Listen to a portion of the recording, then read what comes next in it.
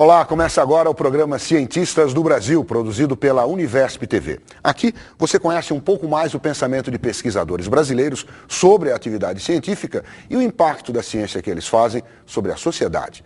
Nosso convidado de hoje é o físico Luiz Davidovich, da Universidade Federal do Rio de Janeiro, que é membro da Academia Brasileira de Ciências, da Academia Nacional de Ciências dos Estados Unidos e da Academia de Ciências do Mundo em Desenvolvimento.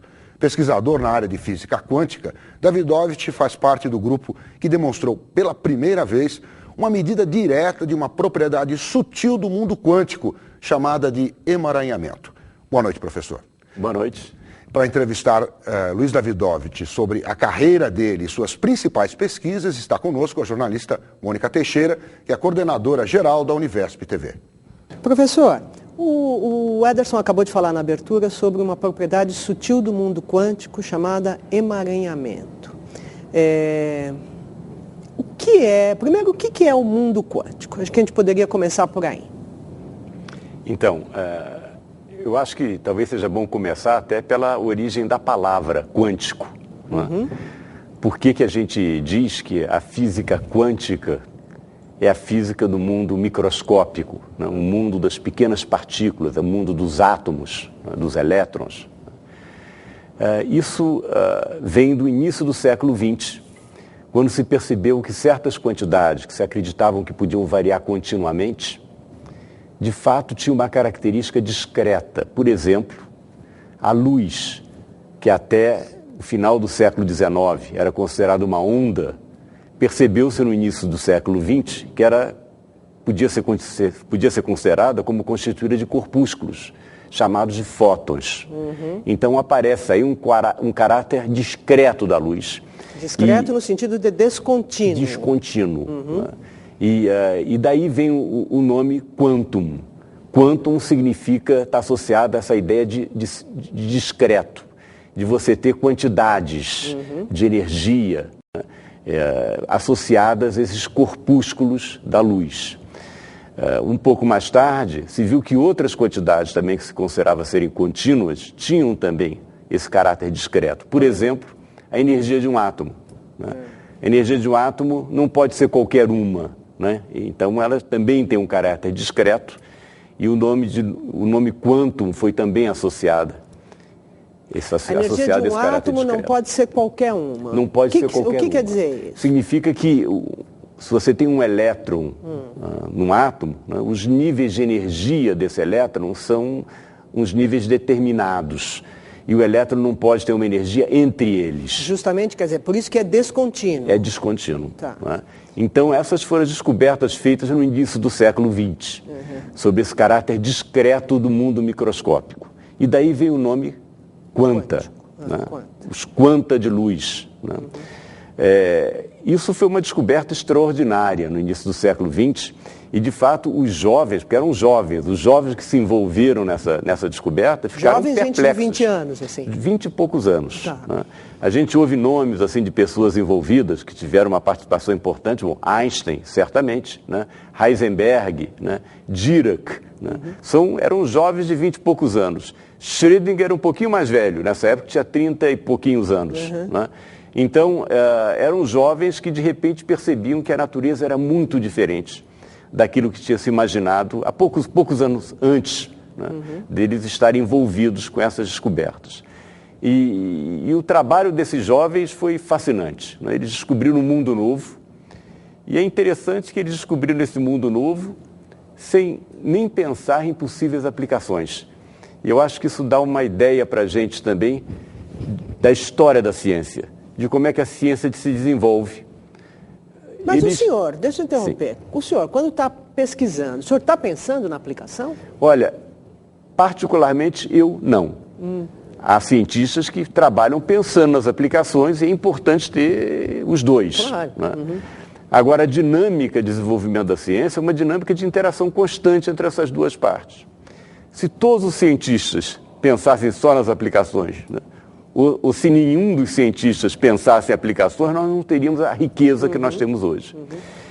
Mas eles, no começo do século XX, não estavam pensando em aplicações. Olha, o pessoal que estava trabalhando com a mecânica quântica realmente não pensava em aplicações, Para eles era uma coisa maravilhosa descobrir essas propriedades tão interessantes do mundo quântico, entre as quais o emaranhamento.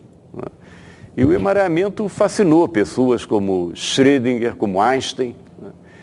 E essa propriedade representa o que a gente chama de correlação entre propriedades de partículas que podem estar distantes uma da outra. E correlação significa que a propriedade de uma partícula está ligada à propriedade da outra. Tá. Mas as correlações previstas por essa nova física, física quântica, são muito mais fortes do que correlações previstas pela antiga física clássica. São correlações que não podem ser explicadas pela física anterior. Mas essas correlações, espera um pouquinho. Então, o emaranhamento, o senhor está dizendo que são essas correlações. Isso. Mas quaisquer duas partículas de luz, quaisquer dois fótons, têm correlações entre si? Não necessariamente. E essas correlações são propriedades bastante sutis da física quântica, como já foi mencionado, que, de fato, não são incomuns no mundo em que a gente vive. São bastante comuns, mas não estão necessariamente presentes. Agora, detectar essas propriedades não é um problema simples. Mostrar que existe emaranhamento não é um problema simples. E tanto não é simples que, em 1935, houve um artigo famoso, do Einstein, junto com Podolsky e Rosen, colocando o dedo na ferida, mostrando que o emaranhamento levava a propriedades anti-intuitivas do mundo quântico. Houve artigos importantes também do Schrödinger, que foi um dos fundadores da física quântica, em 1935. E só em 1964, 30 anos depois, 30 anos depois, é que apareceu um trabalho do John Bell, que trabalhava no CERN, lá na Suíça, mostrando que era possível fazer experimentos que permitiam detectar essa propriedade. Mas então, pera um pouquinho. O que o senhor está dizendo é que o emaranhamento, então, é conhecido também ali desde o começo do século. É conhecido, certamente, desde 1935. Que as propriedades sutis do emaranhamento são conhecidas desde 1935. Mas durante 30 anos, achou-se que essa propriedade talvez pudesse ser explicada com a física que se tinha antes. Ah, entendi.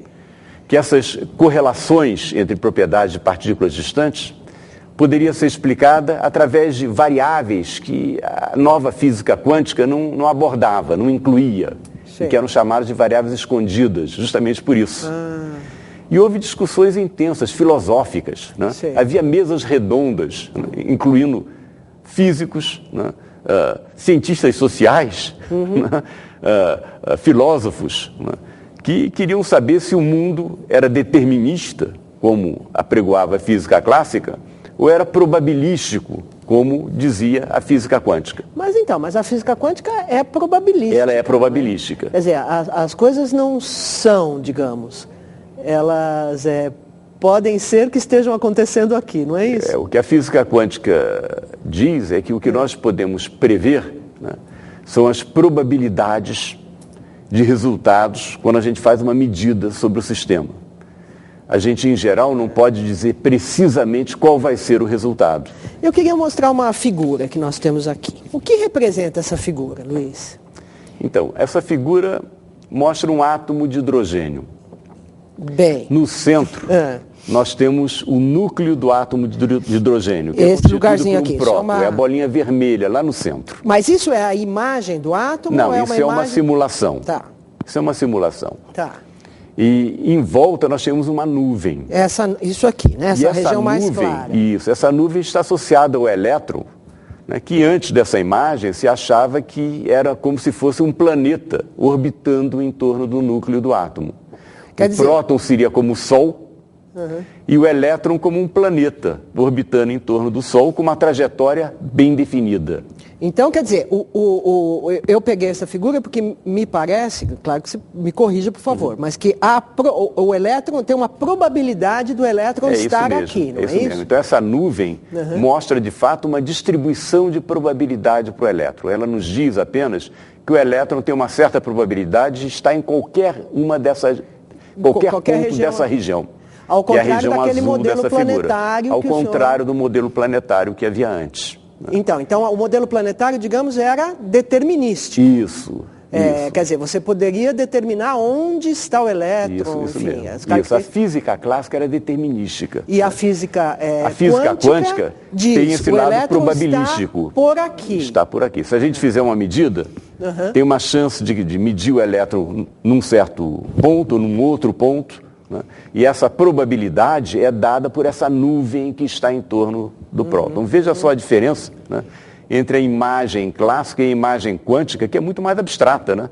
É difícil de pegar com a nossa intuição do mundo cotidiano, né? E foi isso que deixou os cientistas da envergadura de um Einstein perplexos, né? Ele não gostava do caráter probabilístico da mecânica quântica. Ele até comentou uma vez, né, que Deus não jogava dados, né? E isso acompanhou os cientistas durante muito tempo, entender esse caráter probabilístico da física quântica. Foi só isso. E o emaranhamento tem a ver, desculpe. Sim, o emaranhamento tem a ver com isso, é uma previsão dessa teoria quântica, que é probabilística, né? E que diz que quando eu meço uma partícula aqui, né, eu não posso prever qual o resultado que eu vou obter. Por outro lado, se ela está emaranhada como outra partícula, existe uma forte correlação entre o resultado da medida aqui e o resultado da medida lá. Em outras palavras, embora eu tenha situações em que eu tenha completa ignorância sobre o resultado da medida que eu vou obter para essa partícula e completa ignorância sobre o resultado que eu vou obter sobre a outra, existe uma certeza nesse sistema. E a certeza está na correlação dessas propriedades. Eu posso ter um conhecimento global sobre o sistema, as duas partículas sendo um sistema, tendo um total desconhecimento sobre a situação de cada partícula. O Schrödinger falava sobre isso. Ele tem um texto que ele disse, né, que nesse fenômeno do emaranhamento é possível ter um conhecimento global sobre o sistema, total, aliado a um desconhecimento total sobre o estado de cada parte do sistema. E ele complementava, e é esse o fantasma que vem nos assombrar continuamente. Veja a situação de perplexidade desses famosos cientistas em relação a esses fenômenos que são extremamente sutis. Mas então, o fantasma assombrou você? Porque o que é que levou você a... Certamente, certamente. Todo físico que trabalha nessa área tem o mesmo sentimento de perplexidade. De espanto. De espanto, né? E que fascina, que nos atrai, né? E que acaba virando uma paixão. Né? É muito fácil, né, quando se trabalha nessa área, ser um cientista apaixonado. Né? São problemas intrigantes e apaixonantes. Então, o que me atraiu para essa área foi isso, foram essas questões que eu queria entender. Né? Então vamos dizer, esse espanto seu, essa sua perplexidade sua e de muitos cientistas frente a esse mundo tão diverso, né, do nosso cotidiano, ele acaba gerando então uma vontade de saber, digamos. Isso, uma vontade muito grande de entender esses mecanismos sutis de funcionamento da natureza. Né?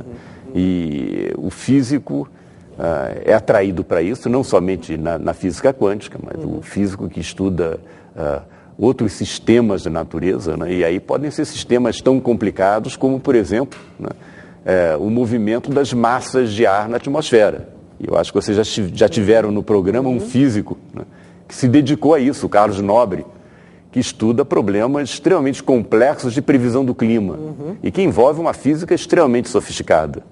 Mas a vontade de entender a natureza, né, é muito grande, né? E é muito absorvedora. Então, e na sua vida pessoal e profissional, como isso apareceu, essa vontade de aprender? Ou como foi seu encontro com a física? Olha, apareceu de uma forma curiosa. Eu estava no ginásio e aí eu vi um anúncio no jornal de um curso por correspondência de rádio e televisão. Jura? E achei interessante, resolvi fazer esse curso, né? E funcionou bem. Eu recebi as apostilas em casa, recebi o material para montar rádios. Era um curso à distância. Exato. Né? E, aliás, é interessante perceber, né, que essa tecnologia de curso à distância existe há muito tempo aqui no Brasil. Né? Eu acho até interessante olhar esses casos, porque eu acho que foram casos de muito sucesso, exemplos de sucesso. E hoje em dia eu ainda encontro pessoas que trabalham em outras áreas, até diferentes das ciências exatas, e que me dizem, olha, eu fiz também esse curso por correspondência. Outro dia encontrei um amigo meu que também tinha feito esse curso. Né? E é um curso de rádio e TV, muito bem. É um curso de rádio e TV. Então fiz meu rádio, é uma maravilha, né? Você pega aquelas peças, era rádio a válvula naquela época, né? Então fiz um rádio, fiz um transmissorzinho, né, que funcionava, né? Entrava no rádio de casa, né, fazendo uma transmissão, imitando o repórter, né? Enganando meu avô, né, que transmitindo uma notícia pelo rádio com o meu transmissor, ele ficou assustado com a notícia que eu dei, mas logo explicaram para ele, olha, isso é o Luiz que está lá fazendo travessura, né? Muito bem. Acontece que esse curso me deixou curioso, porque tinha uma parte lá de corrente elétrica, como é que os elétrons fazem, né, provocam essa corrente elétrica, e eu queria entender como é que isso funcionava. De fato, esse curso de rádio e televisão me motivou a estudar outras coisas, a estudar o que era um átomo, o que era um elétron, e foi por aí. Aí eu encontrei livros de divulgação científica muito interessantes e que me estimularam muito, né? Como, por exemplo, um livro do Infield e do Einstein sobre a evolução do conceito de campo na física. Né? Livros do George Gamow, né, sobre a relatividade, né? Um livro dele muito bonito chamado 1, 2, 3, Infinito. Né?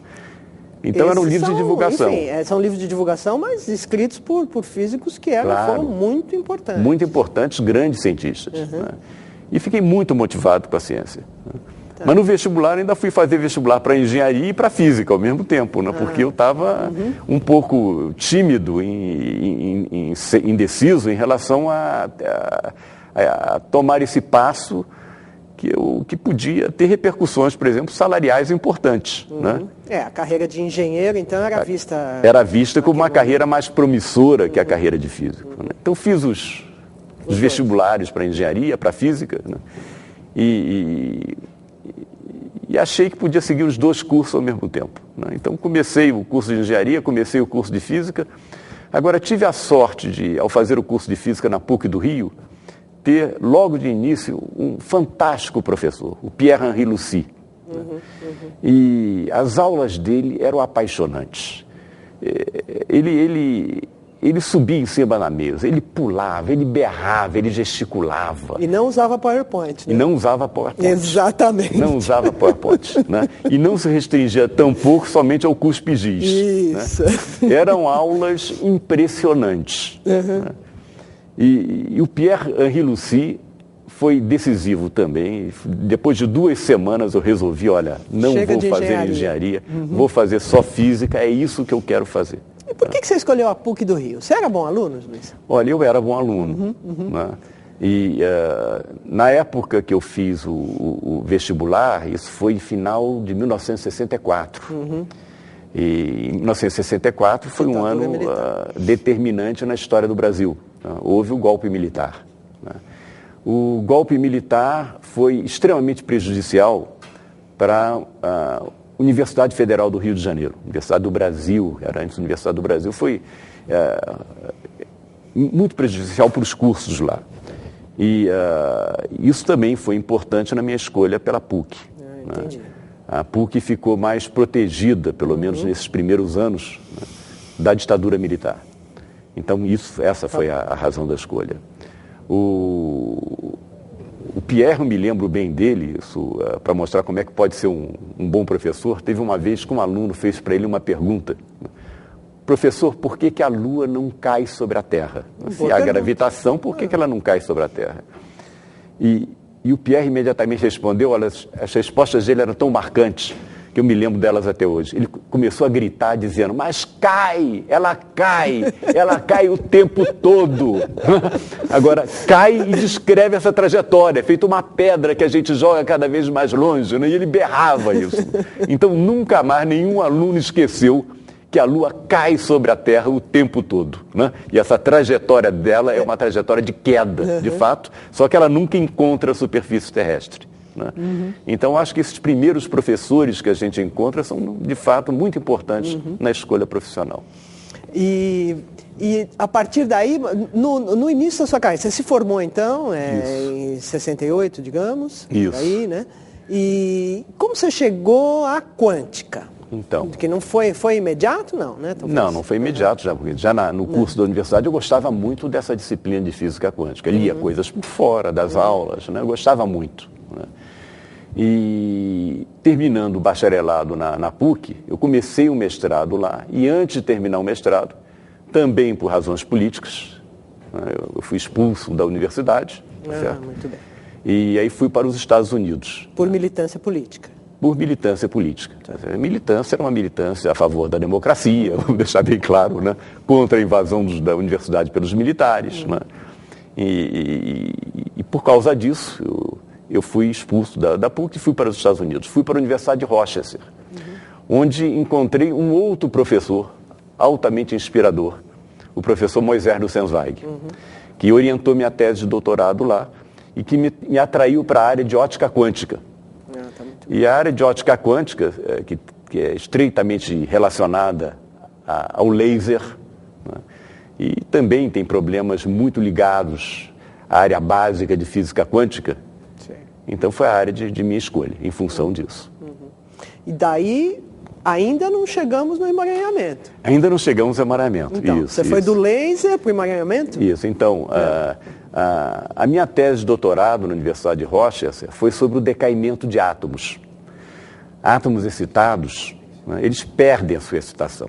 O que é um átomo excitado? Então, por exemplo, você pode pegar um átomo de hidrogênio, né, mandar, por exemplo, um feixe de laser em cima dele, né, ou fazer ele colidir com outro átomo, e com isso, né, ele ganha energia. Como eu já mencionei antes, essa energia não pode ser qualquer energia. Você tem certas energias que o átomo pode ter, mas ele passa da energia mais baixa que tem para uma energia mais alta e fica com essa energia. Ele não fica muito tempo com essa energia, ele decai. Decair significa que ele perde essa energia, mas ao perder essa energia, ele emite luz.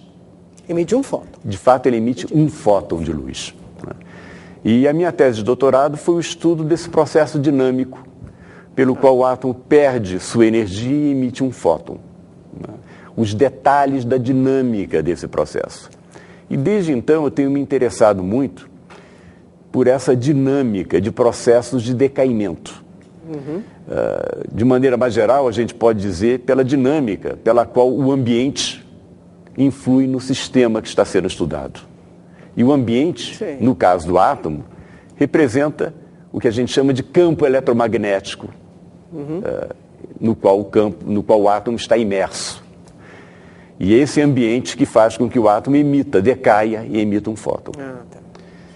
A partir daí eu estudei outros sistemas que decaem e comecei a ficar interessado no efeito do ambiente em sistemas que a gente chama de macroscópicos, grandes. No mundo quântico a gente tem propriedades como, por exemplo, a de um elétron poder estar, a gente fala assim, não é muito preciso, mas a gente diz assim, um elétron pode estar em duas posições ao mesmo tempo. Né? É um fenômeno quântico, porque é probabilístico. É feita aquela nuvem que a gente viu no átomo. Né? Aquela nuvem mostra que o elétron podia estar em qualquer posição, naquela região, naquele volume em torno do átomo. Né? Ao medir, a gente localiza ele numa certa posição. Mas antes de medir, ele pode estar em qualquer região. E a pergunta é por que a gente não vê isso no mundo clássico? Né? Por que eu falando aqui, né, estou localizado aqui, sentado em cima dessa cadeira, e não estou espalhado pela sala numa nuvem? Né? Então eu comecei a me interessar por essa questão. Né? É interessante, porque essa questão, ela é a questão também contraintuitiva, né? Certamente, certamente. É uma questão... Por que alguém se perguntaria a respeito de não estar sentado em cima de uma cadeira e sim estar espalhado? Isso, então por que essa pergunta? Então veja, a pergunta, eu vou lhe mostrar na verdade que essa pergunta pode surgir naturalmente para quem tem conhecimento das propriedades lá desse mundo microscópico. E a ideia é a seguinte, nós somos constituídos de átomos, de elétrons, né? Nós somos um monte de átomos. E às vezes eu brinco assim, nós somos um monte de átomos que pensam sobre si mesmos e tentam se explicar. Né? Então cá estamos nós, né, um monte de átomos tentando achar explicações para eles mesmos. Muito bem. Esses átomos não são localizados. Os elétrons em torno dele não são localizados, são nuvens, estão no interior de nuvens. Daquele jeito ali, digamos. Então, como é que a gente explica que um monte de átomos, que cada um deles não é localizado, possa formar um conjunto que, afinal de contas, está muito bem localizado? Uhum. Como é que se dá isso? O Einstein tinha uma pergunta também motivada pela mesma preocupação, que uma vez ele formulou para um amigo dele, o Abraham Pais. Estavam os dois caminhando pelos jardins do Instituto de Estudos Avançados de Princeton e conversavam muito sobre física os dois. Aliás, o Abraham Pais tem uma linda biografia do Einstein, cujo título é Sutil é o Senhor, né? E está traduzida para o português. Então, numa hora, o Einstein falou assim para o Abraham Pais: será que a Lua está lá quando nós não estamos olhando para ela? Uhum. Então, a que o Einstein estava se referindo? O Einstein estava dizendo, se é a medida do elétron que localiza o elétron, e antes disso ele está numa nuvem, então se nós não olharmos para a Lua, ela não está localizada. Deve ser uma nuvem, então ela não está lá. Só no momento que eu olho para a Lua é que eu a localizo, através dessa medida, que é olhar para ela, né? E aí ela fica localizada. Então essa era uma preocupação grande do Einstein. Então, e qual é a resposta para essa pergunta? Então a resposta é interessante. A resposta é que o que localiza a Lua, o que nos localiza aqui, é exatamente o efeito do ambiente. É o ambiente que localiza os objetos grandes. Porque o ambiente faz medidas sobre esses objetos o tempo todo. A Lua está sendo iluminada, na verdade, pela luz do Sol. O fato dela ser iluminada significa o quê? Que tem fótons que saem do Sol e que batem na Lua, não é? E são refletidos, alguns deles, e aí nós vemos a Lua. O fato do fóton ser refletido, ou da luz ser refletida pela Lua, é uma medida que a gente faz sobre a Lua. De fato, não a gente, o ambiente faz sobre a Lua, independentemente de nós estarmos lá ou não. Não precisa estar o observador lá, o próprio ambiente está fazendo a medida. Nós aqui estamos sendo medidos ao tempo todo, não só pela luz que está incidindo sobre nós, né, mas pelos átomos do ambiente que esquentam o nosso corpo, felizmente, né? E caso contrário, imagina, no espaço cósmico, né, nós nos congelaríamos talvez rapidamente. Pela falta de átomos pela batendo, falta de um ambiente que esteja contribuindo para nos aquecer. Claro que tem a nossa energia interna também que contribui para isso, mas nós temos esse ambiente com o qual nós entramos em equilíbrio, né, e que faz com que aqui em São Paulo, no inverno, a gente tem que colocar um casaco até para nos proteger do efeito do ambiente. Né? Muito bem. Então é o ambiente que nos localiza. Então o efeito do ambiente também é esse, não é só fazer átomos decaírem, mas é localizar esses objetos grandes, esses objetos macroscópicos. E eu comecei a me interessar por essa questão. A gente chama isso, tecnicamente, o limite clássico da física quântica. Como é que a gente concilia os fenômenos que a gente vê no mundo macroscópico com a descrição de fenômenos microscópicos que a física quântica fornece. Bom, a partir daí eu tomei contato com vários trabalhos feitos na área de computação quântica. Veja só os caminhos. Há essa expectativa de que se possa um dia construir computadores que utilizam esses efeitos sutis da física quântica, como o emaranhamento, né?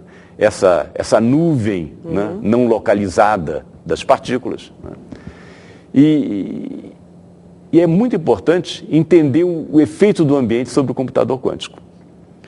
Porque assim como o ambiente nos transforma em objetos bem localizados e clássicos, o ambiente também pode transformar rapidamente um computador quântico em um computador clássico.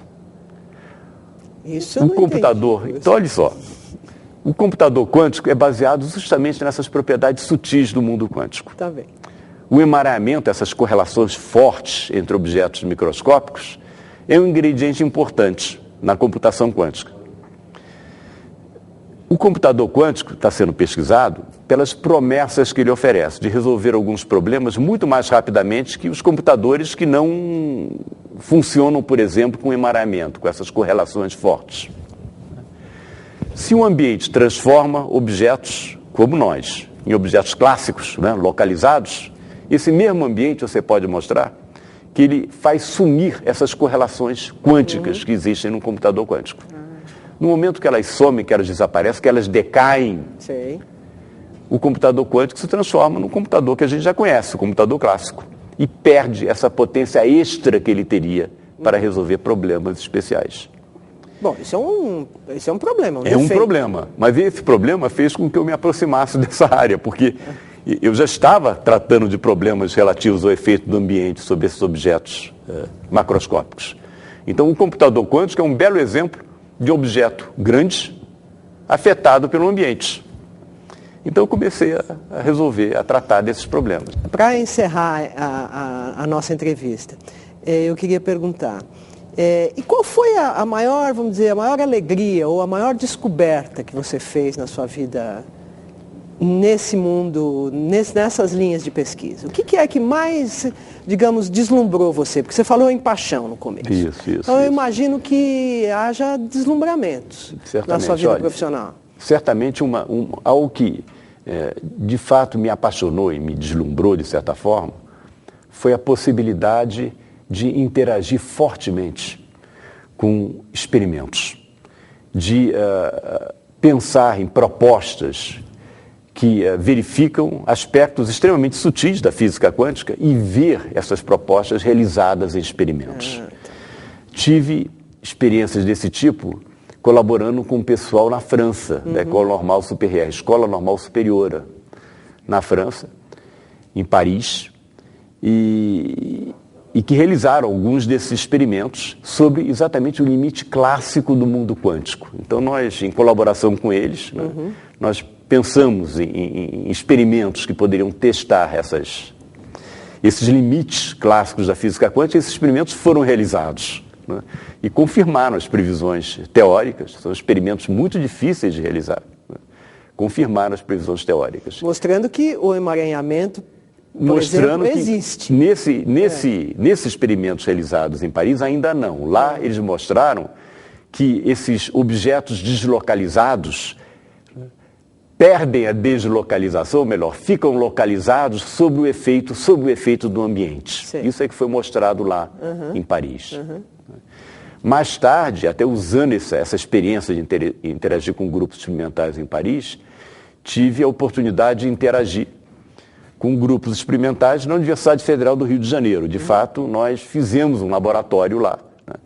Contratamos experimentais de primeira linha, como o Paulo Henrique Souto Ribeiro, o Steve Walborn, o Cláudio Len César. São 3 experimentais contratados lá e que trabalham em áreas de fronteira da física quântica.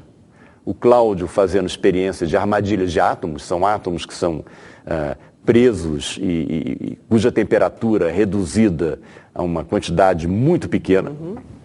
E o Paulo Souto Ribeiro e o Steve fazendo experimentos sobre emaranhamento. E aí o laboratório já não estava lá num outro continente, mas estava no meu lado. E essa foi uma experiência extremamente apaixonante, extremamente enriquecedora. Juntos, com Paulo Henrique Souto Ribeiro, com Steve Walborn especialmente, fizemos propostas de experimentos envolvendo estados emaranhados de fótons. São fótons que têm essa correlação muito forte. E esses experimentos levaram à primeira medida direta do emaranhamento e, mais recentemente, levaram ao estudo experimental do efeito do ambiente sobre o emaranhamento. Foram também experimentos pioneiros. Esses experimentos saíram em revistas muito conceituadas, como a Nature, depois tivemos 2 artigos publicados na revista Science. E foi fascinante não só trabalhar na proposta do experimento, como seguir também o experimento, e finalmente ver um resultado que mostrava pela primeira vez um efeito drástico, de fato, do ambiente sobre o emaranhamento. Muito obrigado pela entrevista. Cientistas do Brasil faz agora um intervalo rápido. No próximo bloco, uma conversa sobre as pesquisas mais recentes da física quântica. Até já.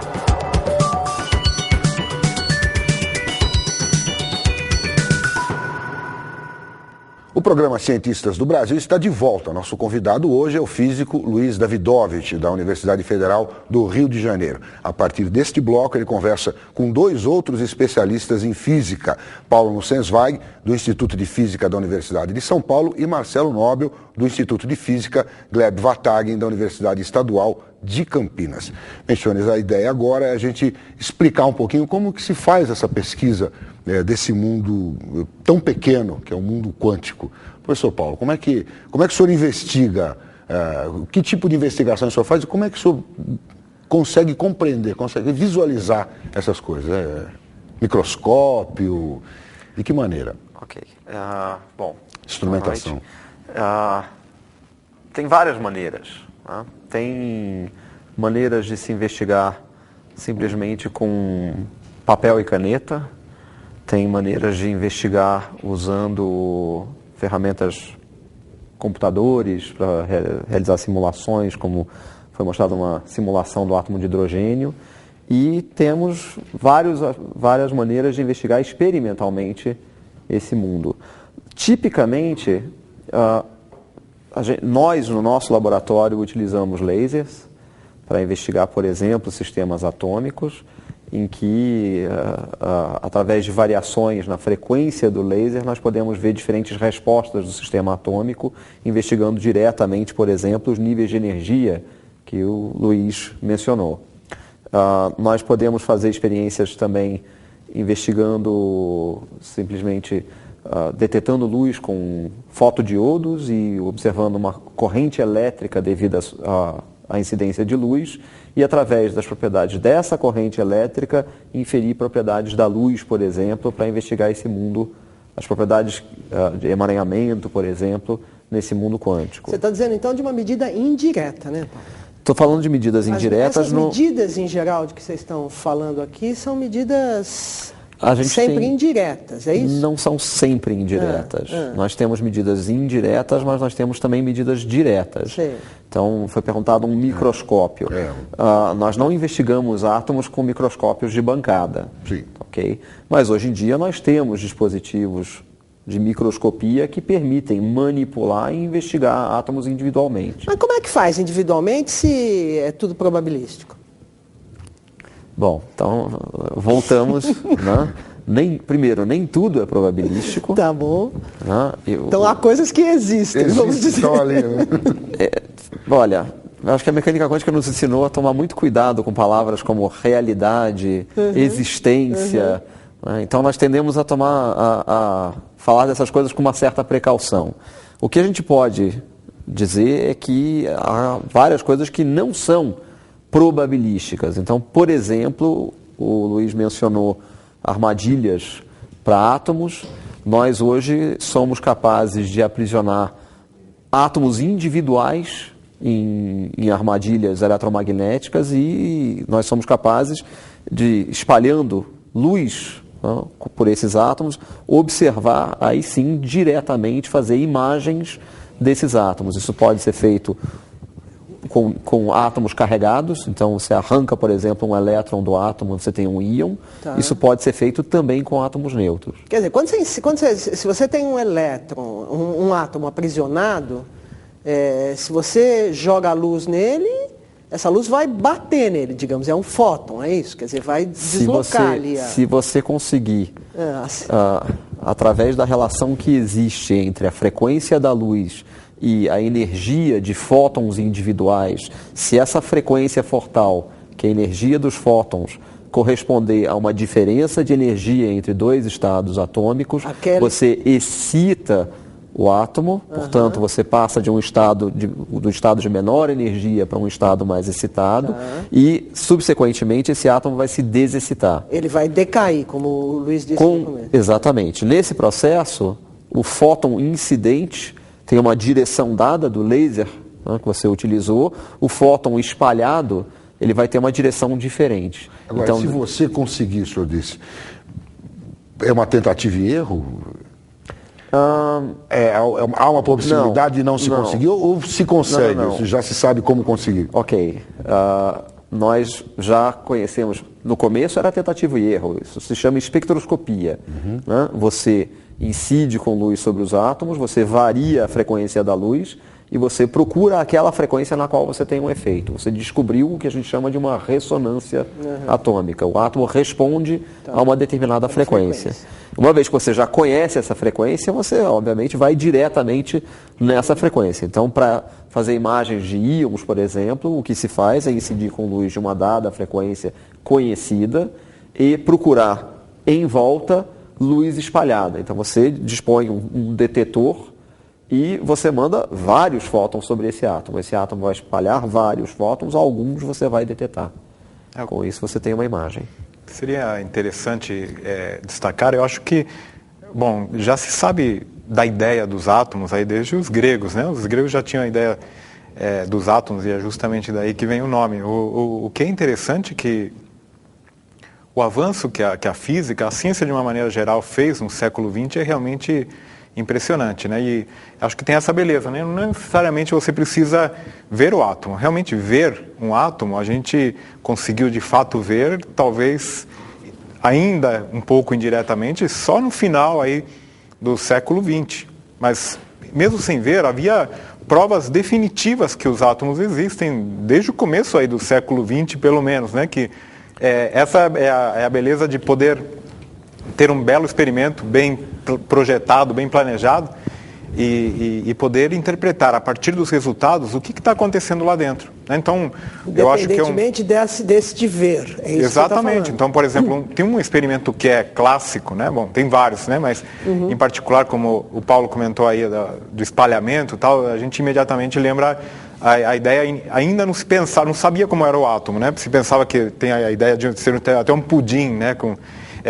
Chamado pudim de ameixas, né? Que teria ameixas aí no meio.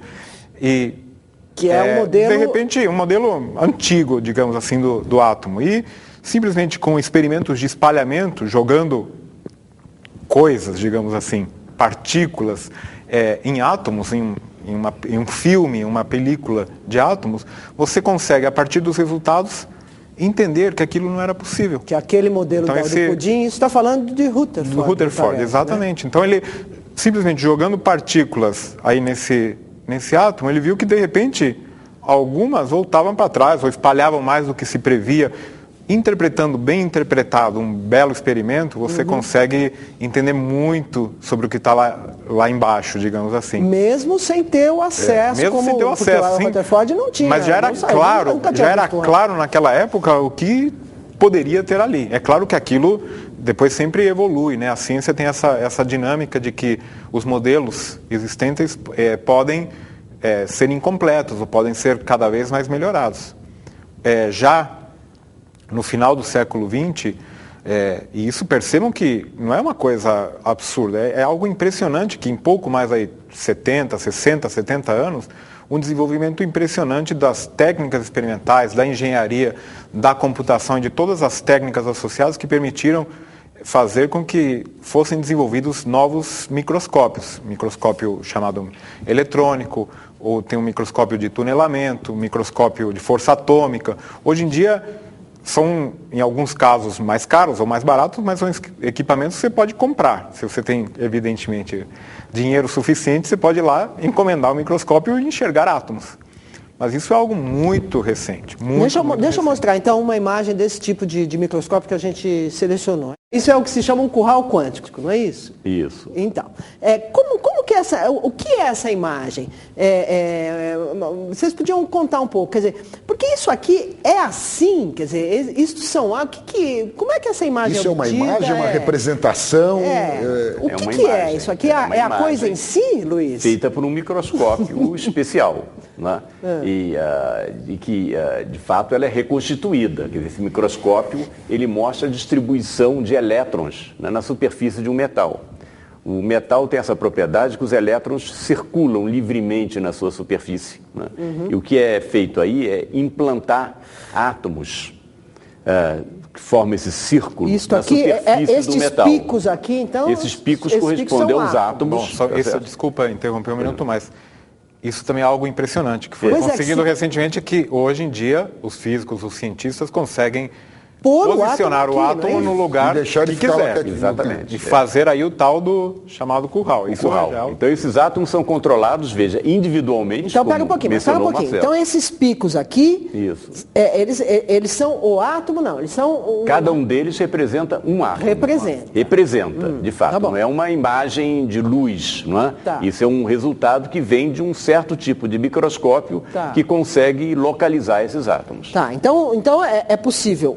O microscópio é também quem põe os átomos. Exatamente. Isso. Tá certo? Também. Então tá bom. Então aqui são átomos de quê? São átomos de ferro, numa superfície de cobre, se não me engano. Isso aí. E aí prendeu lá dentro... Então, o que você prende lá dentro? Eu disse antes que esses elétrons circulam livremente na superfície do metal. No momento que você faz essa cerca de átomos, eles prendem os elétrons que estão dentro da cerca. E se você olhar com cuidado para essa figura, você vê ondas dentro dessa cerca. Esses verdes... Isso, são ondas. É como se fossem ondas na superfície de um lago. Então, isso está mostrando, de um lado, que os elétrons se comportam como ondas. A distribuição de elétrons se comporta como ondas. Embora a gente tenha essa imagem... Que você tinha falado lá na frente. Da mesma maneira que a luz tem um comportamento ondulatório, mas também você pode associar corpúsculos à luz. Então, os elétrons que a gente pensa como corpúsculos podem ter um comportamento ondulatório, e esse comportamento ondulatório vai descrever a distribuição dos elétrons. De fato, essas ondas, veja lá como é abstrato isso, essas ondas são ondas de probabilidade, onde a onda é mais alta, diz que é mais provável encontrar um elétron naquela posição, onde ela é mais baixa, é menos provável. Mas ele pode estar lá. Ele pode estar lá. Mas uma coisa que é interessante destacar, olhando para essa figura, eu acho que não tem um físico que não tenha estudado, evidentemente, física quântica, que ao ter visto essa imagem pela primeira vez, entendido o que significa, não tenha se emocionado com uma imagem como essa, porque é realmente uma demonstração clara de uma onda de elétrons, uma onda de probabilidade. Eu acho que tem a ver com o que foi mencionado anteriormente, que e é difícil até explicar, né? Como que alguém pode se emocionar ao ver uma coisa dessas, né? Então é realmente... Mas talvez chute, né? A emoção venha de um certo poder sobre a natureza também. Não tem alguma coisa que tenha a ver com isso? Acho que tem duas coisas aí que estão ligadas. Uma delas está associada ao que o Luiz comentou da proximidade com as experiências. Nós, no curso de graduação, de pós-graduação, a gente aprende sobre vários fenômenos, muitos dos quais foram descobertos sem que houvesse a possibilidade de realizar experimentalmente, então eram chamadas experiências de pensamento. E é emocionante ver que essas experiências de pensamento estão deixando de ser experiências puramente de pensamento. Então isso envolve um avanço muito histórico, grande, né? Até a comprovação envolve um avanço muito grande na nossa capacidade não apenas de entender esses fenômenos quânticos, que foi crucial no começo, na primeira metade do século XX, mas agora de manipular e controlar esses comportamentos quânticos, né? De certa forma somos agora alfaiates quânticos, porque agora a gente faz o terno sob medida. E o que uma figura como essa mostra é exatamente isso. Uma figura em preto e branco que mostra como um curral desse se construiu. Vamos ver se a gente encontra ela. A outra questão da emoção é um pouco algo que o meu colega de doutorado, Frédéric Bernardot, dizia quando nós estávamos fazendo várias experiências preparatórias da experiência que nós queríamos fazer no nosso doutorado. Nós estudamos efeitos, no livro-texto, efeito de interação de átomos com campos elétricos, chamado de efeito Stark, efeito de interação de átomos com campo magnético, chamado de efeito Zeeman. E ao fazermos essas experiências de preparação, nós tínhamos que fazer muita espectroscopia, ver como é que os níveis de energia se comportavam. E a frase dele é uma frase que eu nunca vou esquecer. Ele dizia: agora eu acredito no efeito Stark, agora eu acredito no efeito Zeeman, porque nós observamos. Deixa de ser a previsão Deixa de ser a previsão. Então tem uma emoção grande. Deixa de ser uma fórmula. Deixa de ser uma fórmula. Nós tem uma emoção grande de você constatar. Mas tem o outro lado também que eu acho que é interessante, que no momento que a gente consegue olhar, manipular e medir alguns efeitos nessa escala, né, nanoscópica, microscópica, nem tudo se sabe de antemão, né? Então, muita coisa aparece na hora da medida, que aí é desafio para mais gerações e gerações aí de novos físicos. Mas aqui tem um desafio, não tem, gente? Porque, tem muitos. Né? Tem muitos, eu sei, mas me parece que tem um aqui que é isto aqui, não é? Isso aí, essa figura em particular, eu não conheço. É a figura do... Sim, essa aí na verdade não é uma... Não é um elétron, isso aí são átomos que são colocados... De fato, é um átomo que é colocado numa região. Nesse foco isso é interessante. Essa forma desse curral é uma forma de uma elipse. E você colocando um átomo nesse foco ponto da elipse, né? você vê a imagem desse átomo sendo formada no outro foco da elipse. Quer dizer, como... É um fenômeno conhecido de ótica de ondas. Isso era conhecido com a luz. Você tem uma elipse, você coloca uma lâmpadazinha num foco da elipse, a imagem dela se focaliza no outro foco da elipse, né? Isso aqui é exatamente esse fenômeno, mas aplicado a átomos. E está claro aí o aspecto ondulatório desse sistema, né? A imagem do átomo, de fato, feita através dessas ondas, que são ondas eletrônicas, né, vai se concentrar no outro foco da elipse. Quer dizer, aqui não tem... Com som também acontece. Tem casos clássicos, né, isso se conhece há muito tempo, então há até histórias, não sei se são verídicas, né, de que salas especiais, por exemplo, tem uma em Versalhes que diz que o salão oval, que quando você tinha que fazer uma fofoca, o rei colocava o cara exatamente num dos focos e deixava alguém ouvindo no outro. Né? Exatamente. Para ver se... Isso mesmo. Para ouvir E aí o que... o átomo então está aqui e esse outro ponto... É a imagem desse átomo. É a imagem do átomo. Isso. É uma representação, então, quer dizer, ou é ele mesmo, então? Não, aqui não tem átomo nenhum. Aí não tem átomo nenhum, é a imagem dele. É a imagem dele. Assim como uma luz colocada num foco do elipse vai produzir uma imagem daquela lâmpada, né? No outro foco, aqui é a imagem do átomo que é produzido. Mas nós estamos vendo, então, uma ótica da matéria. Né? É uma ótica da matéria, uma ótica associada a ondas de matéria. A matéria sendo os átomos, no caso. É isso a matéria sendo os átomos e os elétrons que fazem parte desse curral aí. Né? E que tem um comportamento ondulatório. De onda. Um comportamento de onda. Então, aquilo que era conhecido realmente na acústica, ações, né? ou para a luz, agora a gente pode verificar com átomos e elétrons. Mas isso também é brincar de ondas, né, com a matéria, é algo que também na física quântica também são experimentos clássicos e espetaculares. Então, eu vejo aí que você tem as imagens também dos experimentos clássicos de fendas duplas, né, onde é algo parecido, né, digamos assim. Onde se jogam aí em fendas, né? Você coloca duas fendas, joga uma partícula, pode ser, ou um elétron, qualquer coisa assim, e você observa o fenômeno que é conhecido na luz, na ótica, que é o fenômeno da difração, né? Difração, Aí, no caso, é interferência mesmo, interferência por duas fendas, né? Em que você vê claramente o caráter ondulatório, você tem franjas claras e escuras dessa imagem, né? E, ao mesmo tempo, se você for olhar o detalhe, você vai olhar os pontinhos que representam os impactos, nesse caso, dos fótons na superfície que está registrando o evento. Então, antes da gente... O Ederson tinha mencionado, acho que era essa foto. Essa aqui, foto, né? Que é a formação do curral, é isso? Eles estão montando. Estão montando o curral. Aliás, se você olhar a foto com o curral começa já aqui, montado, né? A última... Né? Aqui. Você tem as ondas. As ondas são ondas que você obteria se jogasse uma pedrinha no centro de um lago circular. Né?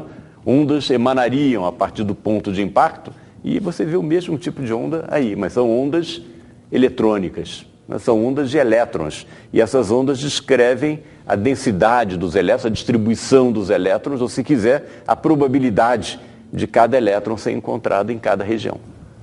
Veja só. Vamos fazer então um intervalo rápido, daqui a pouquinho a gente volta para entender melhor esse mundo quântico. Até já.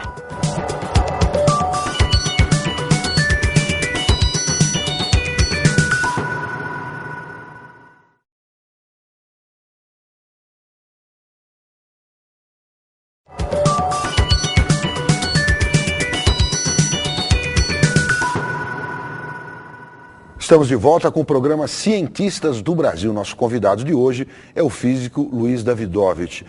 Professor, quando a gente fala em observar átomos, em ver átomos, o que isso quer dizer? O que é ver nesse universo minúsculo? Essa é uma questão muito interessante e, de fato, a gente pode dizer que a física quântica teve consequências importantes na nossa maneira de perceber o mundo. E não é por acaso que essas questões apareceram não só na cabeça de físicos eminentes como Einstein, mas também foram questões que apareceram em considerações de filósofos importantes. Ver é algo sofisticado, segundo quando a gente entende um pouco o comportamento desse mundo quântico. E isso foi descrito pelos pioneiros da física quântica. Por exemplo, se nós quisermos ver um átomo ou um elétron, nós podemos fazer isso enviando luz. Essa é a maneira como nós nos vemos aqui. Nós somos iluminados e isso permite que sejamos vistos. Então você pode mandar luz para ver um átomo. A luz refletida faz com que você veja onde está o átomo. No entanto, para você localizar o átomo, para poder vê-lo com uma precisão grande, você precisa aumentar a frequência dessa luz, certo? A frequência está associada à cor da luz. Quanto mais alta a frequência, mais a luz está para o violeta. Uma frequência mais baixa é a cor vermelha, né? Frequência mais alta, a cor azul, depois mais alta ainda é violeta e assim por diante. Então você precisa aumentar a frequência da luz ou, em geral, da radiação que você usa para ver o objeto. Mas por que para localizar você precisa aumentar? A razão é a seguinte, quando você aumenta a frequência, você diminui uma propriedade que se chama comprimento de onda da luz. Tá. O comprimento, a luz oscila. E você pode pensar na oscilação da luz como análogo à oscilação de uma corda, por exemplo, né, que tem máximos e mínimos. O comprimento de onda é a distância entre dois máximos consecutivos. Para você localizar um objeto por luz, você precisa usar uma luz cujo comprimento de onda seja menor do que a região em que você está localizando o elétron. Senão, a luz que ele vai espalhar vai ser difusa e você não vai saber de onde vem essa luz. Então, essa é a razão. Precisa ter um comprimento de luz bem pequeno. Então, ao diminuir o comprimento de onda, significa aumentar a frequência, porque pode-se mostrar que a frequência aumenta quando você diminui o comprimento de onda. Então, mas quando você aumenta a frequência, você aumenta a energia desses corpúsculos de luz, dos fótons. Aumentando a energia deles, você aumenta o impacto desses fótons com o objeto que você quer visualizar. Certo? O impacto vai chegar mais? Vai chegar mais forte. Tá bom.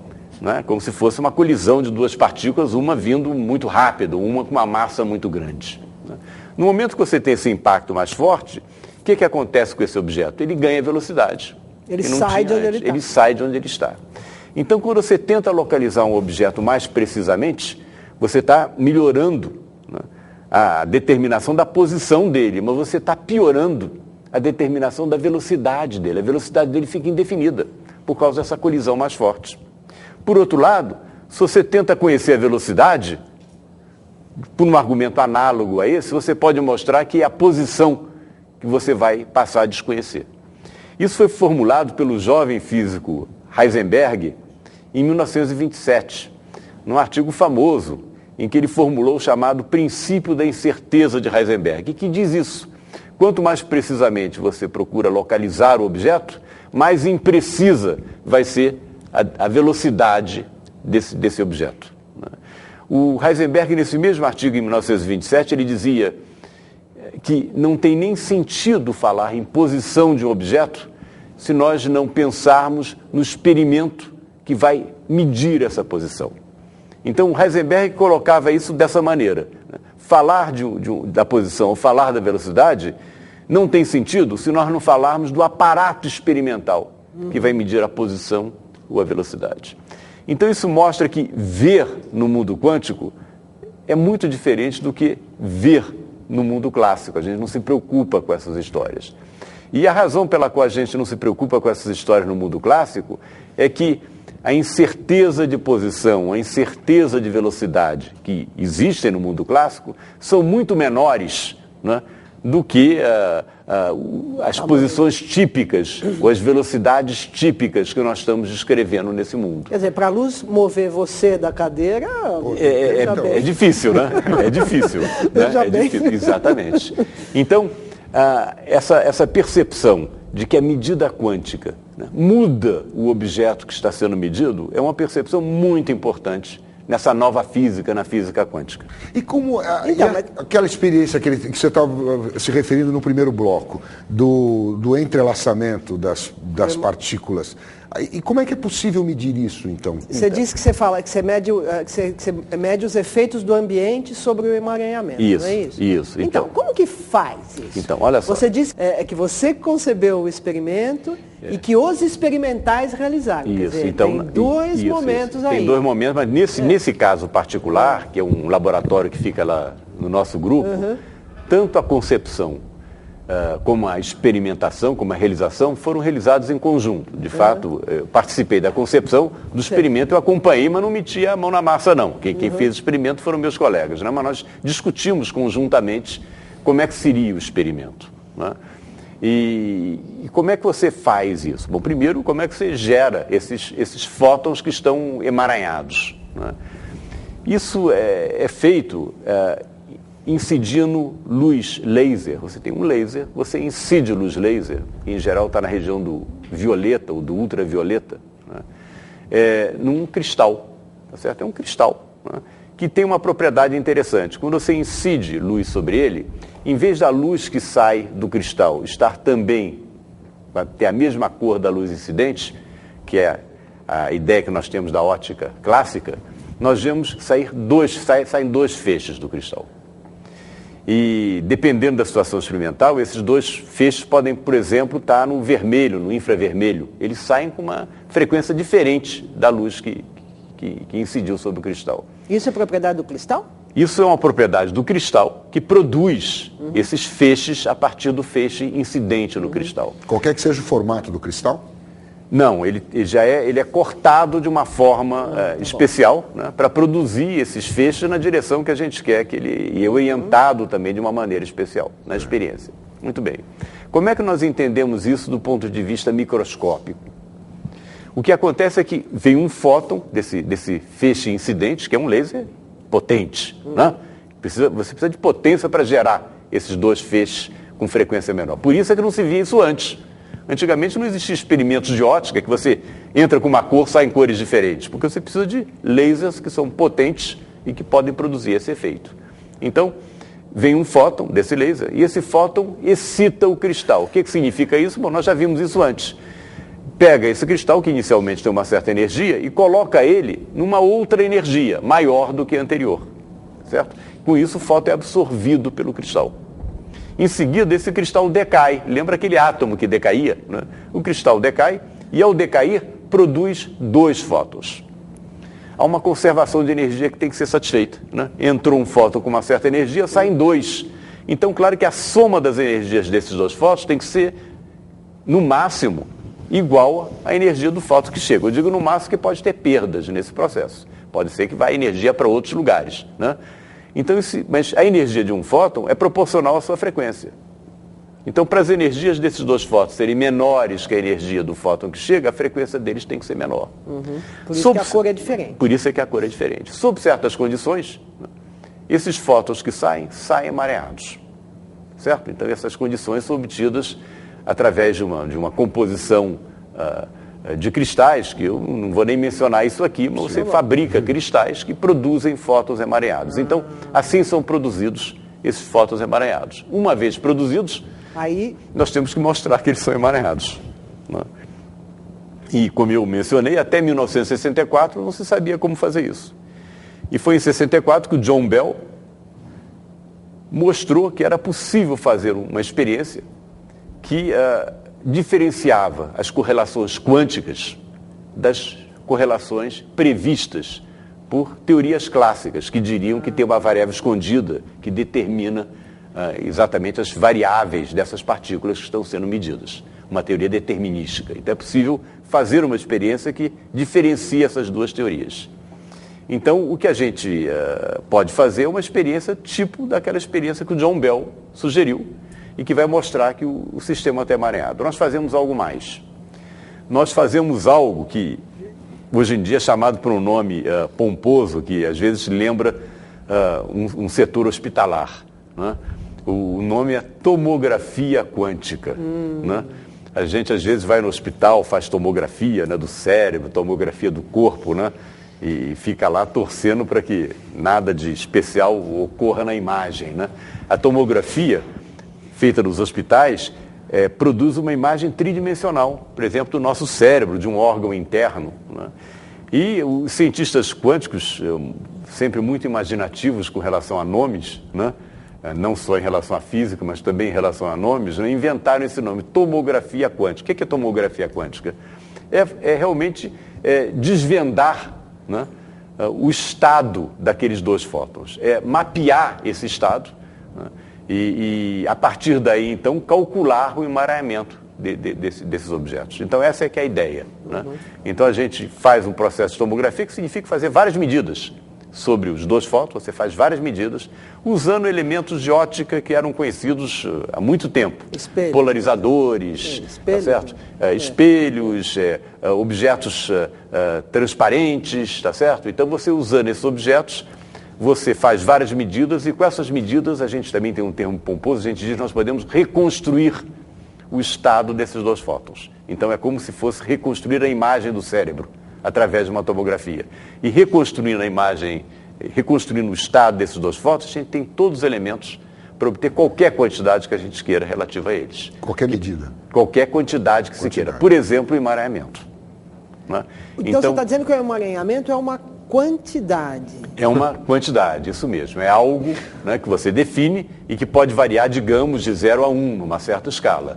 0 significa que o objeto não está emaranhado. 1 significa que está maximamente emaranhado. As correlações são máximas. Então experimentalmente trata-se de gerar fótons que estão emaranhados.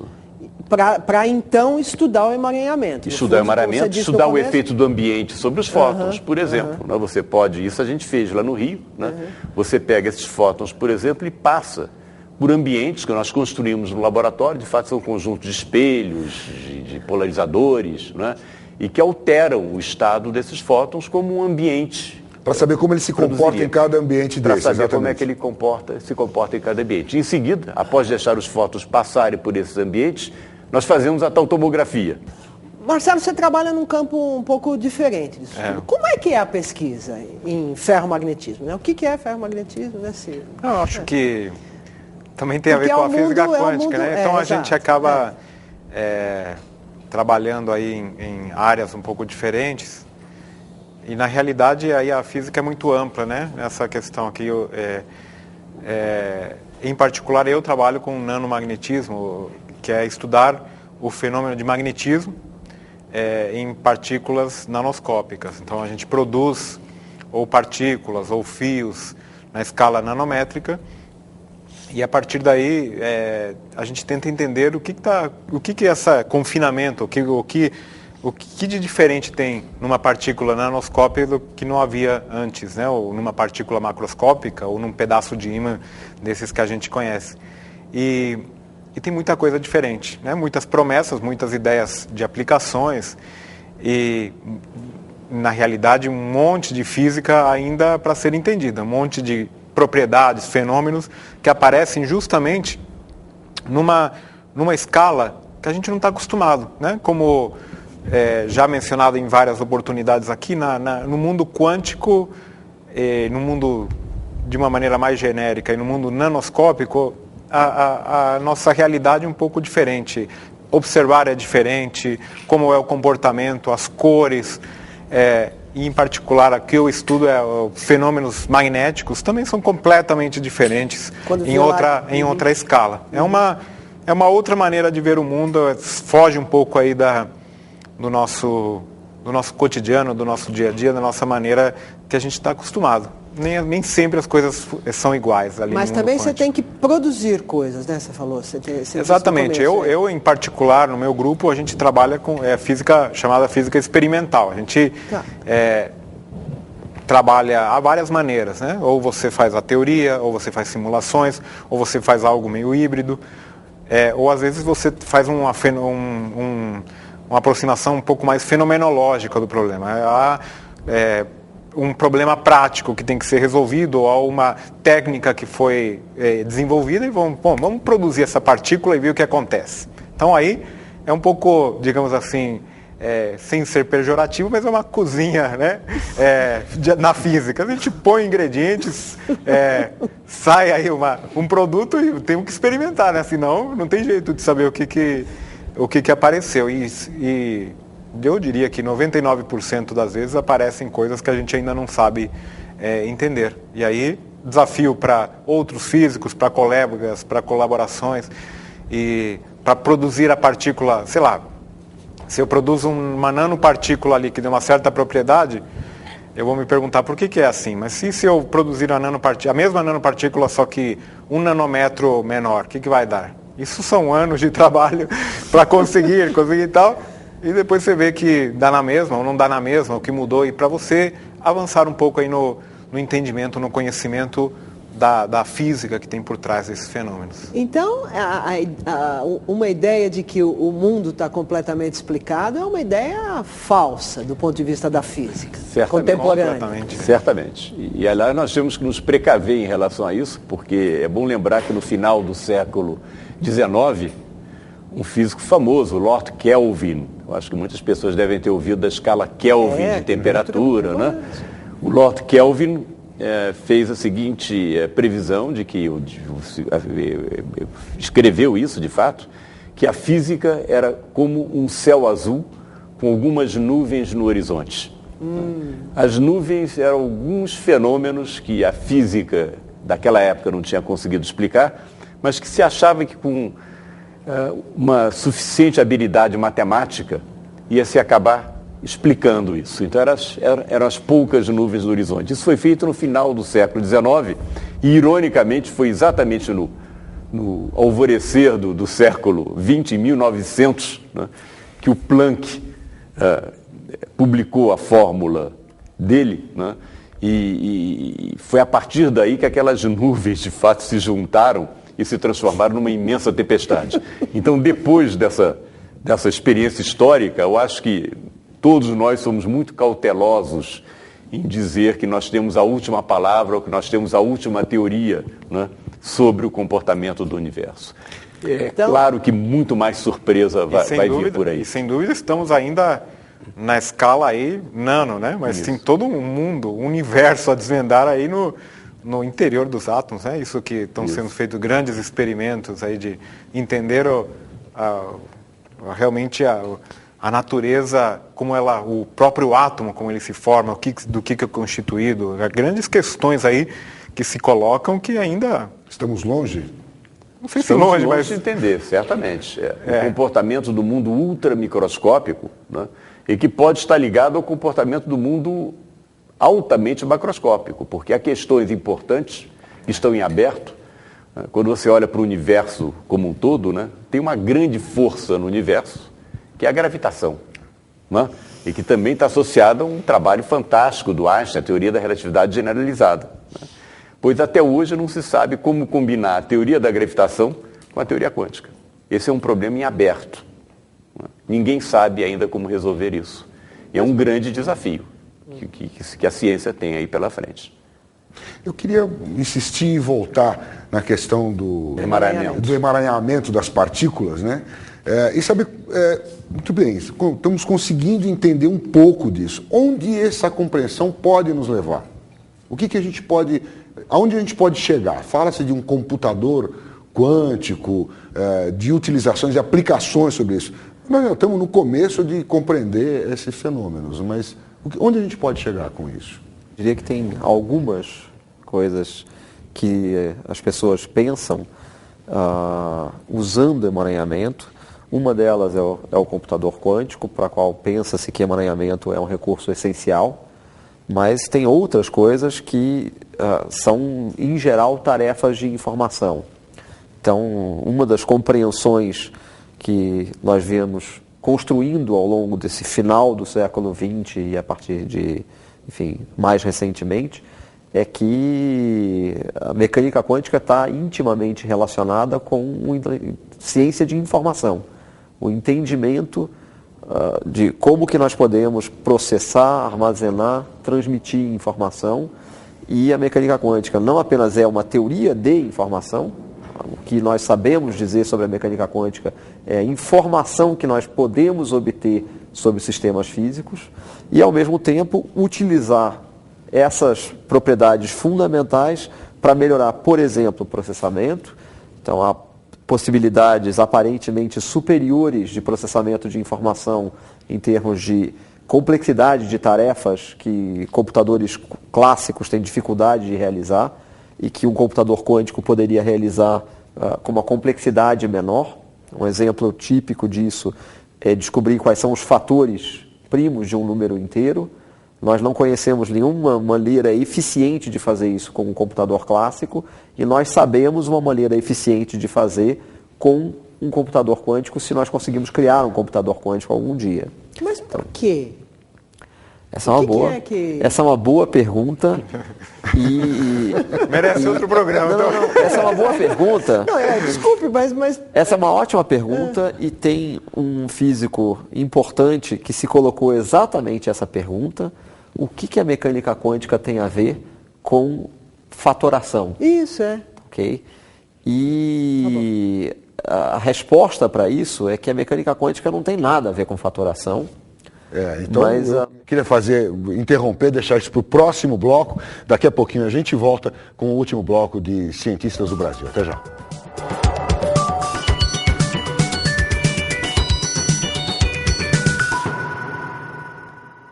Estamos de volta com o último bloco do programa Cientistas do Brasil. Voltando aqui, professor Paulo, eu queria que você explicasse para a gente melhor o que o computador quântico, a física quântica, tem a ver com os números primos, decompor.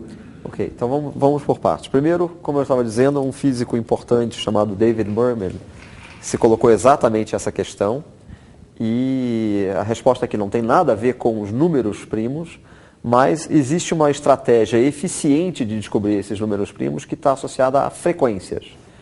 E, como foi dito aqui, a mecânica quântica envolve fenômenos ondulatórios e, portanto, está associado a frequências e a maneira de descobrir periodicidades.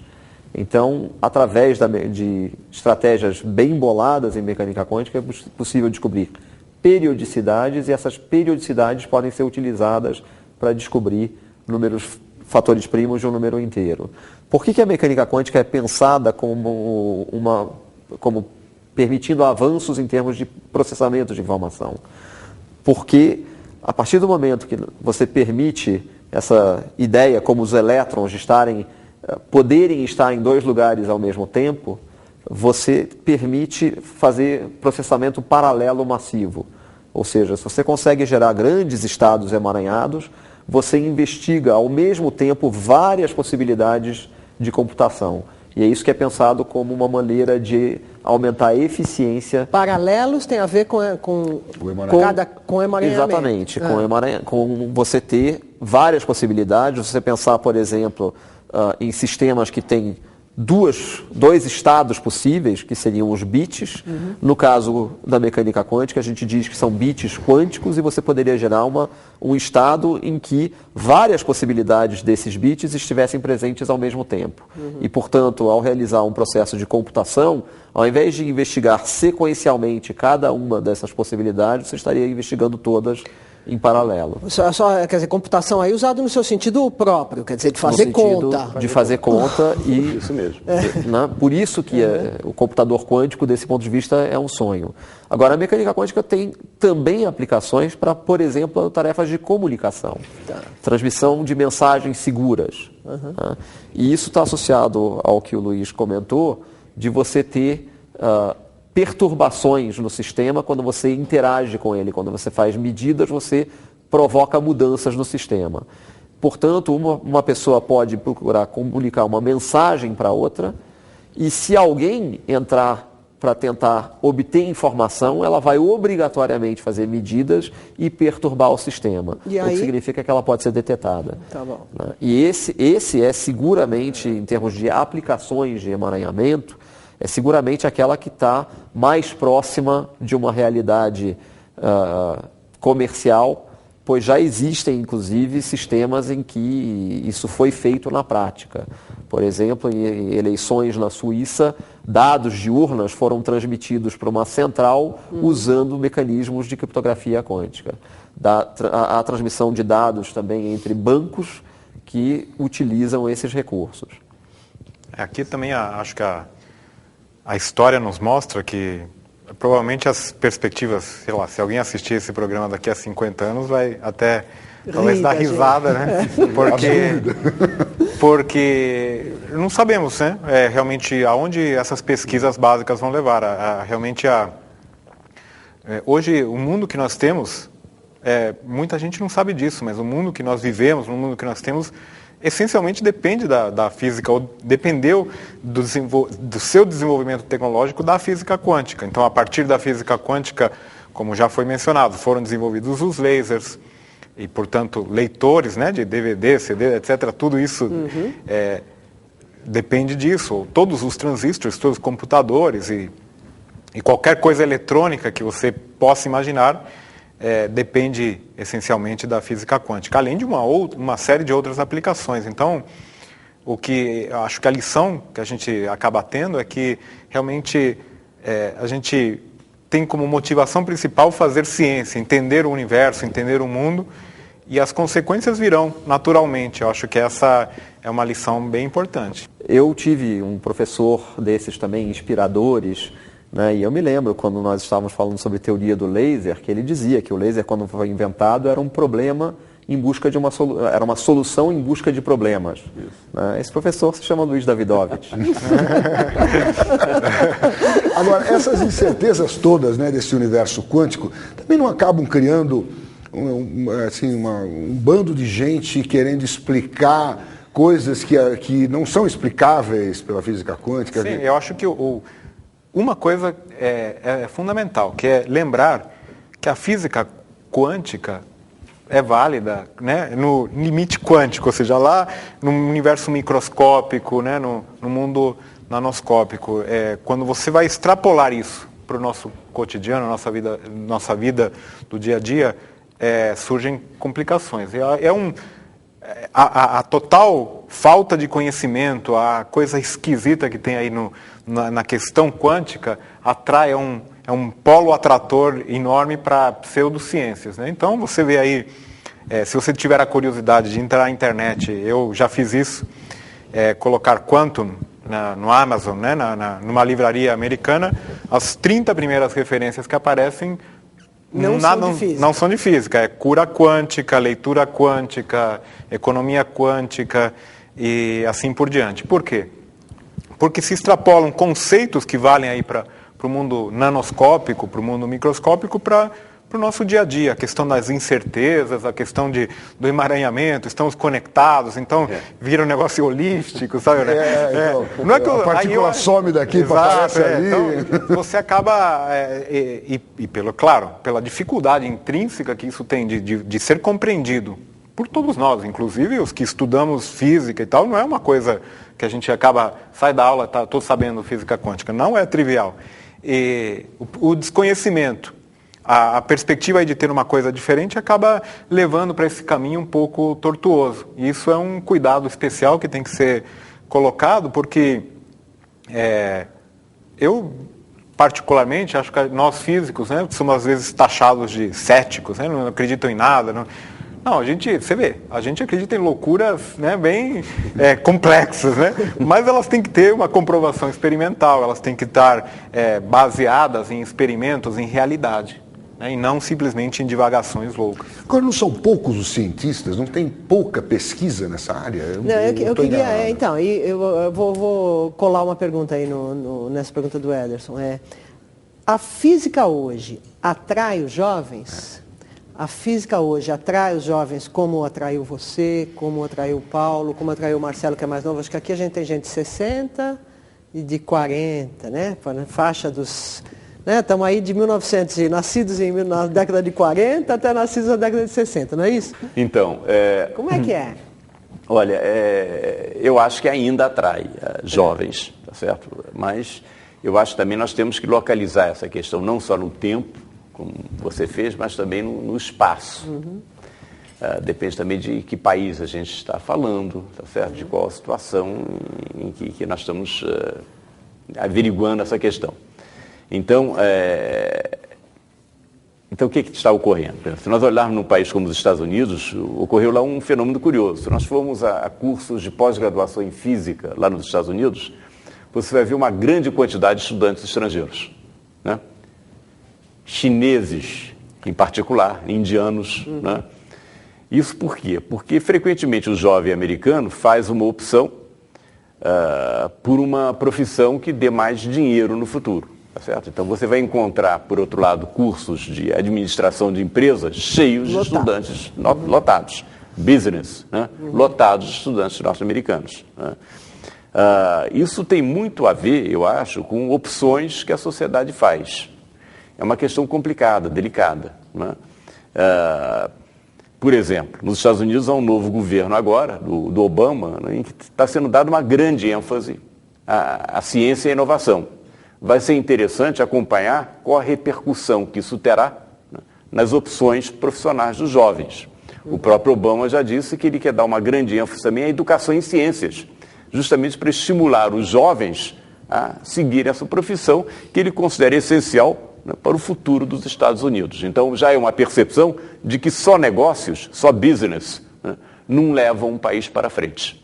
Certo? É preciso ter inovação, é preciso ter invenção, é preciso ter criatividade. Um país que acredita, porque na cultura americana acredita-se muito na ciência, no poder da ciência, tem uma grande confiança. Isso, né? Exatamente. Diferente do Brasil, né? Que eu acho que não tem essa mesma confiança na ciência como solucionador de problemas. Então, se nós formos olhar para a China agora, também está havendo um grande impulso para o desenvolvimento da ciência e da tecnologia. É impressionante, de fato. A aceleração deles é impressionante. E isso está vindo com ampliação de cursos em universidades, com uma flexibilização dos cursos, que permite formar pessoas mais criativas, tá certo? Não é como essa formação engessada que tem aqui no Brasil, não? O indivíduo entra nas caixinhas, né? Faz o vestibular para uma especialidade da engenharia e segue lá. Não é a melhor maneira de formar pessoas criativas, em nenhuma área, né? Então, no Brasil, acho que nós temos questões específicas e importantes. Realmente, nós temos aqui uma pirâmide, né, terrível, em que realmente as pessoas que chegam à pesquisa vêm de um extrato mínimo da população. Se nós olharmos as crianças brasileiras, né, a grande maioria dessas crianças está recebendo uma educação de péssima qualidade. De fato, a questão não é nem na educação superior, ela vem antes, também não está na educação média, nem mesmo no ensino fundamental. Se nós olharmos o tratamento de crianças de 0 a 4 anos, né, é sabido já, isso está sendo ventilado em vários países. Nos Estados Unidos há um prêmio Nobel de Economia, chamado Heckman, que fez trabalho sobre isso, onde se mostra que, de longe, a intervenção mais produtiva do Estado está exatamente nessa faixa de idade, de 0 a 4 anos. Crianças bem atendidas, né, em termos de saúde, em termos de educação, né? Nessa faixa, você depois não precisa praticamente intervir, né? Elas sozinhas já vão caminhar, né? E vão, de fato, grupos seguidos nos Estados Unidos, por exemplo, durante 20 anos mostram isso. Crianças de comunidades carentes que tiveram atenção especial com relação a outros grupos que não foram atendidos, vão ter uma taxa de criminalidade muito menor e vão ter um percentual de acesso ao ensino superior muito maior. É mais ou menos óbvio, né? Então, aqui no Brasil, com essa grande discriminação que nós temos, esse é o nosso apartheid, né? É o apartheid educacional, né? Uma grande maioria de crianças tendo péssimo atendimento, agravado pelo fato que nas próprias casas não tem livros, não tem revista, não tem jornal, não tem palavra escrita, né? Então, essa é uma questão que nós temos que enfrentar. Então, até porque o Brasil tem uma grande potencialidade, que é o tamanho da sua população. Então, imagine como seria esse nosso país se nós pegássemos essas crianças desde cedo, né, dessemos uma educação adequada, né, quantos pesquisadores criativos nós teríamos. Falava-se antigamente que nós tínhamos um Pelé, um Garrincha, por causa dos vários campos de pelada espalhados pelo Brasil, né? Então, espalhemos agora boas escolas pelo Brasil, nós vamos ter uma ciência fantástica nesse país, eu tenho certeza. Já temos uma ciência de alta qualidade, mas são poucos, né? Eu acho que nós precisamos aumentar o número de pessoas dedicadas à ciência e à tecnologia no Brasil, à inovação, né? Mas para isso nós temos que pegar essa base dessa pirâmide, né, e formá-la adequadamente. Professor, muito obrigado pela sua presença, obrigado pela presença de todos. Cientistas do Brasil termina aqui. Até o próximo programa.